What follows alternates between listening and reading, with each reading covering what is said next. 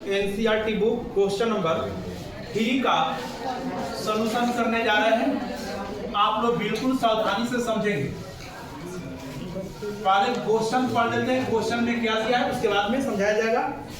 दिया हुआ है कि एक समलंब चतुर्भुज के आकार के खेत ABCD की बाड़ की लंबाई दिया। बाड़ मतलब याद रखें गलत दिया हुआ है, ये परिमाप होना चाहिए, ठीक है।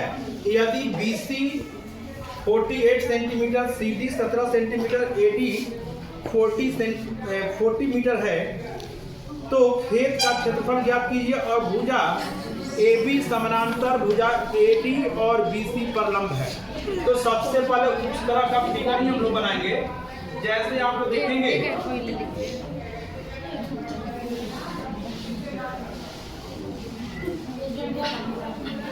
जरा आप लोग याद रखेंगे, यहाँ पर फिगर बुक में दिया भी है, यहाँ पे लिखेंगे ABCD और यहाँ पे लिखेंगे क्या क्या दिया हुआ है। दिया है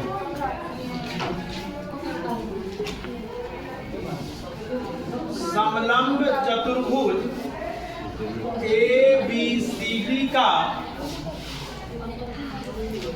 परिमाप दिया है 120 मीटर। जो है हम बाढ़ लिखा हुआ गलत चीज है। अब इसके बाद में इसमें BC दिया हुआ है। BC जो है 48 मीटर है, CD 17 मीटर और AD जो है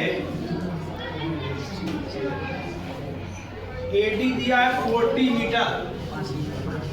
तो कह रहा है कि समलंब चतुर्भुज यानी खेत का क्षेत्रफल ज्ञात करें। तो यहां पर लिखेंगे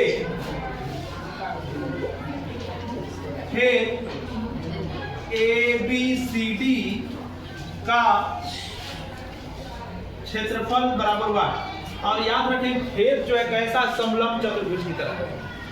अब यहाँ पर सबसे पहले यहाँ देखा जाए समलंब चतुर्भुज में CD भुजा इसमें देखो मालूम है सबको, यह पुटअप करते हैं। BC का मतलब दिया 48 मीटर, CD भी दिया हुआ कितना 17 सेंटीमीटर और AD कितना है 40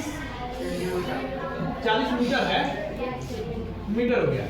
तो ये देखो समलंब चतुर्भुज का जब भी हम लोग क्षेत्रफल लिखते हैं तो ये लिखते हैं 1/2 समानांतर भुजाओं का योग। अब उन्हें क्या लिखते हैं ऊंचाई।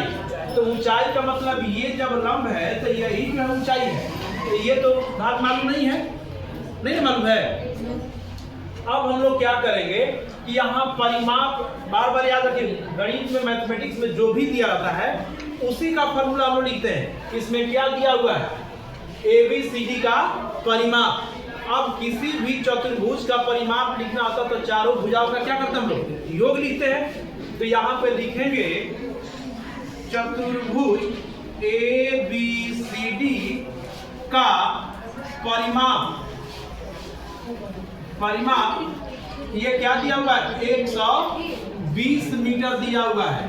अब बताइए कि परिमाप बराबर हम लोग क्या लिखेंगे भाई, लिखना पड़ेगा सभी भुजाओं का योग।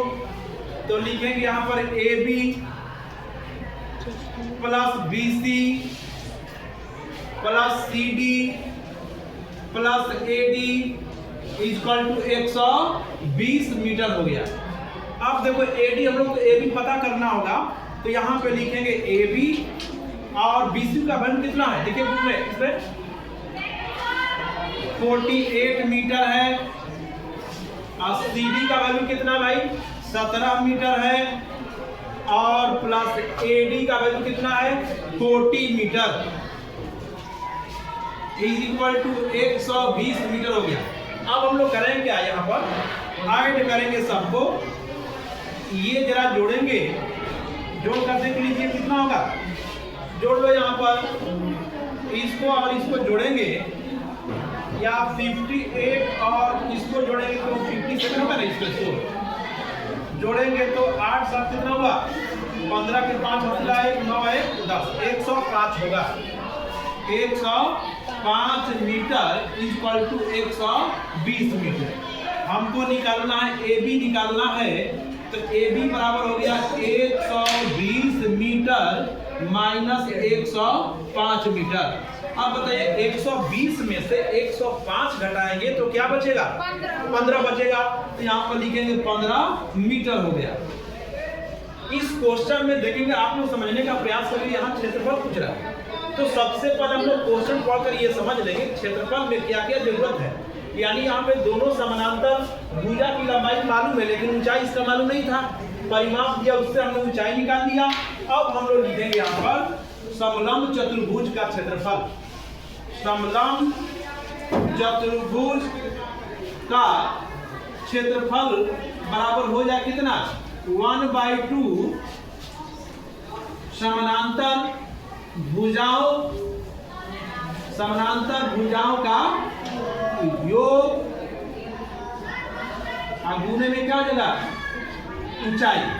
अब ये नाम भी इसका डालेंगे फिगर के अनुसार। यानी अब यहाँ पर लिखेंगे 1/2 हो गया समानांतर भुजा का मतलब क्या हो गया, AD। अब प्लस क्या हो गया यहाँ पर, BC हो गया। और ऊंचाई का मतलब क्या हो गया यहाँ पर, AB। कोई दिक्कत है क्या? आप जरा आप लोग याद रखोगे, यहाँ पर 1/2 हो गया। AD का मतलब क्या, आप देख लो यहाँ पर AD का मतलब कितना, 40 मीटर है। 40 मीटर हो गया। अब BC का मतलब कितना है, 48 मीटर। और हाइट तो अभी निकाले हम लोग कितना, 15 मीटर, ये निकाले हैं। अब यहाँ पर ऐड करेंगे तो कितना होगा, ये 88 हो जाएगा, 40 और 48 88। अब 2 हो जाएगा मीटर। अब ये क्या हो गया, 15 मीटर हो गया। इससे इसको घटाएंगे तो कितना होगा, 44 होगा। अब यहाँ पर 44 मीटर, अब गुना हो गया कितना, 15 मीटर हो गया। अब गुना करेंगे हम लोग यहाँ पर, तो 15 चौक के क्या होगा, 60 का 0 हासिल है कितना, 6।